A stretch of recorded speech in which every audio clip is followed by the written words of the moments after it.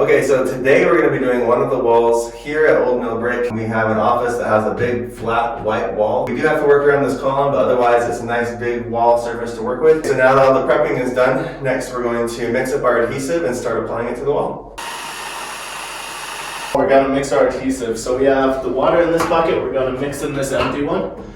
We've got our tools here, we've got our bag of adhesive, our mixing paddle, and then our low RPM mixing drill here, and we're just going to mix it up into a nice buttery mixture and then get it on our wall.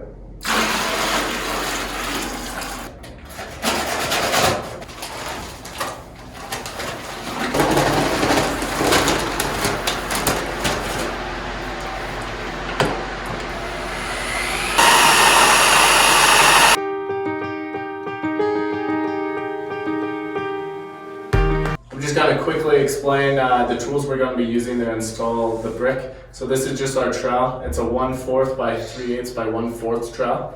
We're just going to start with this side, put it on, and then we're going to make our lines with this side. We're also going to use a little margin trowel just to either put it in the tight spaces in the corner or put it on our trowel. It's just a nice little tool to clean off as well. With this little margin trowel, you're just going to scoop on your adhesive onto the bigger one. Just put enough on where you feel comfortable with the amount. Scrape off, make it all neat, and then you're just going to slide it right onto the wall here. Just going to give a good amount. And then later on we'll use the other side and just make those lines right into it.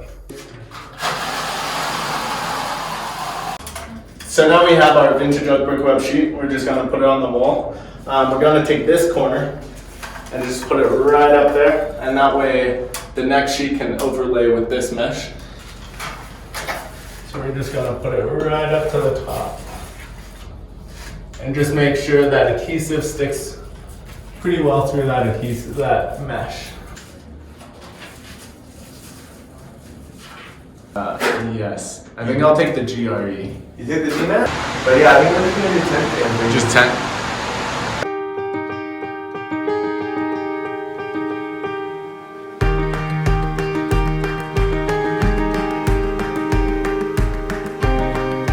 Alright, with herringbone sheets, it's a little bit different than the running bond. So herringbone always starts at the top right, and that's because the meshing is on this side. So we're going to put our first sheet on, and then make sure that it's in the mesh really firm. And then the second sheet goes on right over it, and you can see that these bricks hanging off here are going to overlap with the meshing right here, which creates a more secure bond. Okay, it is day 2 of this project. As you can see, we've finished about halfway down. We did our running bond, our soldier course, and our herringbone. And then today we're just going to finish up by doing another layer of soldier course, and then finish it up with running bond at the bottom.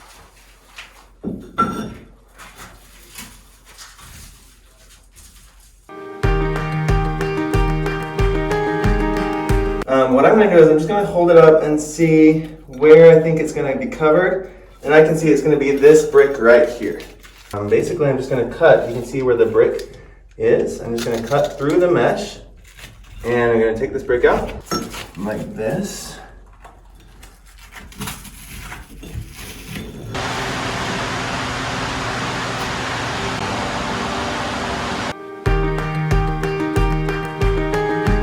Okay, we're on to day 3 of our project. As you can see, we've installed all of the brick, even the little cuts along the edges and around the outlet.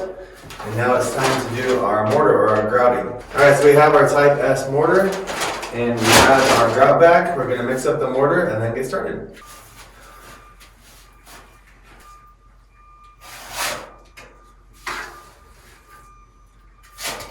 Well, we get a lot of questions on how to make the grouting process a little bit easier. One of the ways that we like to do it is to fill up your grout bag, to twist off the edge like this to make sure that no grout is going to come out of the end this way. And you're going to have to use your hand to just hold that tight. And as you twist that down, you want the rest of the grout to be pretty taut inside the bag. You want it to be pretty firm, kind of like a really full bladder. And then with this hand, as this hand is holding the bottom to make sure nothing gets out, this is your hand that's actually going to squeeze. and you're gonna squeeze as you go down. So kind of like, I'm told it's like milking a cow, but you squeeze all the way down. And just keep in mind that you don't want the tip to actually go inside the brick. You want it to be just outside the brick so that the bricks don't squeeze the tip too small. And then you're basically, you can re-tighten again.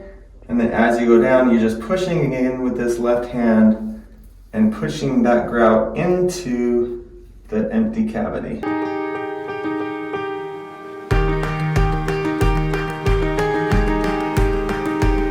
After about 5 to 10 minutes of putting in the grout, it's time to use your brick joiner to basically shape the grout. So using your brick joiner and just touching it to make sure that it's pretty firm and getting pretty dry. I'm going to take my jointer and just go down the edge of the joint like that. Maybe a couple times if there's some excess grout on the edge. You can see it's all going to fall to the bottom, so make sure that you have plenty of ground covering. But that is how you do your brick joints and make it look really nice.